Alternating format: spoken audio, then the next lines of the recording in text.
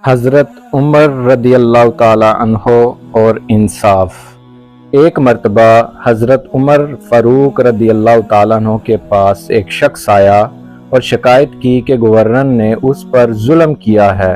حضرت عمر رضی اللہ تعالیٰ عنہ نے فوراً گورنر کو بلایا اور دونوں کو برابر بٹھایا۔ نہ گورنر کے پاس الگ کرسی رکھی گئی اور نہ ہی شکایت کرنے والے کو کم تر سمجھا گیا۔ آپ نے فرمایا، اسلام میں کسی کو کسی پر فضیلت نہیں، سب برابر ہیں۔ اگر کوئی ظلم کرے گا تو اس کا حساب لیا جائے گا۔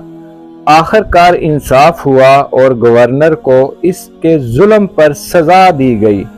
اس سے ظاہر ہوتا ہے کہ کسی اسلامی عدل میں امیر غریب سب برابر ہیں۔